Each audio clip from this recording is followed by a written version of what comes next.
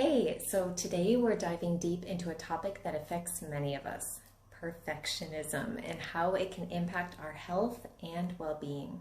Have you ever found yourself caught in the relentless cycle of perfectionist thinking? Do you think it might be one of the reasons why you're struggling with your weight or your health goals? Well, you are not alone, and today we're going to explore how to break free from this unhelpful cycle and embrace progress over perfection. First things first, let's get a clear picture of what perfectionism is and how it can affect us. Perfectionism is the idea that we must be flawless in every aspect of our lives, including our health and bodies. It's a trap that often leads to procrastination and holds us back from reaching our goals. As in, we don't even want to make the effort because we think we have to do it perfectly. By the way, my name is Becks, and I help women that struggle with weight but are fed up with diet culture create their own sustainable eating plans that empower them to reach and maintain their healthiest body weight, freeing them to feel confident and comfortable in their own skin. So my mission is to help women free up mental and emotional space in their minds and lives to fulfill their own passions, dreams, and missions while setting a good example for the daughters and or the nieces in their lives. Now, so you understand, I've been there. If you struggle with this, you aren't alone. And I've had moments where I've been absolutely paralyzed by my own perfectionist tendencies. I've seen how they can hold us back from what we truly desire. But we can't let this idealized notion of perfection tangle us up in an unhealthy relationship with food and our bodies. It's a treacherous path to tread, no matter which way you're headed. Whether that's towards nothing, as in not even starting your journey to health, which, as we know, significantly increases your risk of disease, and that in turn deteriorates your quality of life down the road. Or all, which can lead to extreme restriction and over-exercise. But consider who is setting the standard of perfection. The irony is that beauty ideals change throughout time. Have you ever seen the Mona Lisa versus a supermodel in the 90s? How do they compare to any of the Kardashian sisters or Beyonce now? So beauty ideals are so different amongst people groups and regions of the world. There are plenty of National Geographic pictures, for example, of different tribes in Africa or in the Amazon with all kinds of piercings and tattoos.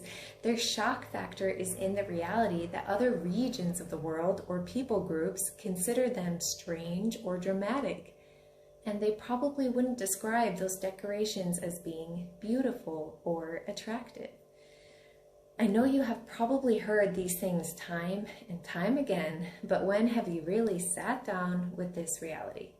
When was the last time you pondered and considered, why am I dissatisfied with what I see in the mirror? What beauty standard do I have in my head, and why do I have it? Is it actually true for me? And what subtle shift can I make towards the positive when I look at myself as opposed to the negative? For example, I have always been self-conscious about many things, but especially how muscular my arms are. Sounds silly. But so instead of focusing on the negative, I try to look at myself and say, wow, my arms are so strong and so capable of so many things, to the point where now I've really embraced it and do pull-ups and push-ups every day to make them stronger. In fact, I used to want to be an obstetrician when I was little, so my mom would say like, oh, Becky, you're so strong so that you can bring healthy babies into this world. So she knew my struggle and she was helping me spin it into a positive. So thanks, Mom. You can work on doing the same. What is one thing that you struggle with that you can spin into the positive right now? Aside from falling into the beauty ideal trap, a perfectionist can also run into the too focused on health trap to the point of it being a disorder. This can be seen in a fear of eating anything deemed unhealthy and or over-exercising. If you can relate to this and you feel it is causing problems in your life, typically it's seen in relationships, the problems are seen in relationships, and ultimately the relationship with yourself. Please seek help. I have balanced on the edges of these perfectionist tendencies, and it wasn't until I established myself in self-compassion that I've been able to manage my actions. I'm not perfect, but I'm managing them. So gratitude towards yourself and your body is a truly solid and powerful foundation from which you can build healthy habits. All right, so how do we break free from this perfectionist trap? Here are some practical steps to help you on your journey. First of all, dip your toes into the pool of non-perfectionist thinking and see what works. You don't have to dive in headfirst right away. Try small changes and see how they affect your health and happiness. For example, take a day off of working out and see how you feel. Or maybe you're on the opposite end of the spectrum, and in that case, make your goal tiny. Just set the timer for 10 minutes and move. Don't dive into a 45-minute HIIT session on your first day. Or don't set yourself up to just eat salads for a week straight. Of course, you're going to struggle if you set the bar too high. Start small, but mighty.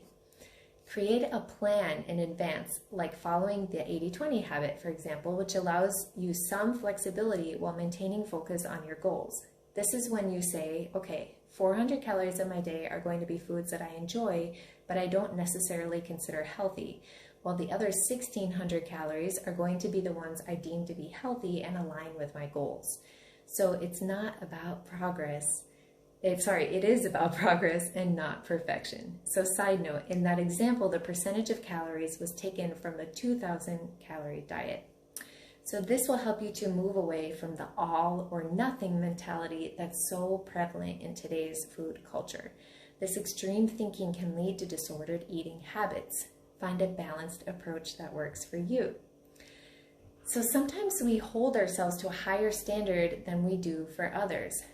Ask yourself how you treat your daughter, niece, or best friend in a similar situation. Treat yourself with the same kindness.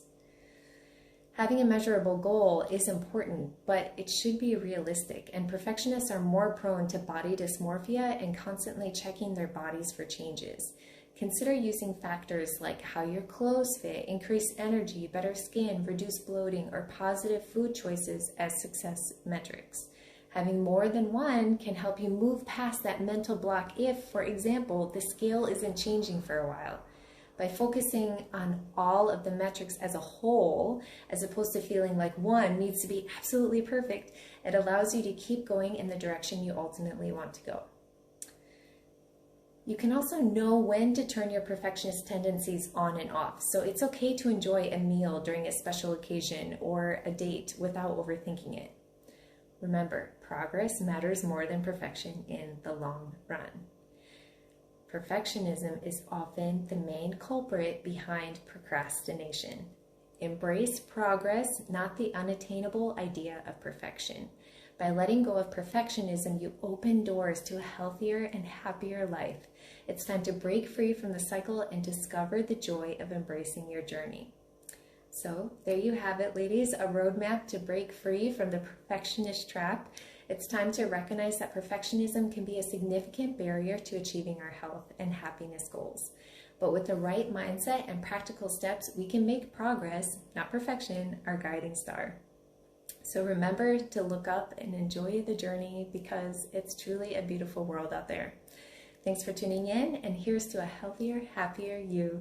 If you found this information valuable and insightful, please give the video a like and subscribe for channel updates, and feel free to comment below. Have a great rest of the day wherever you are in the world.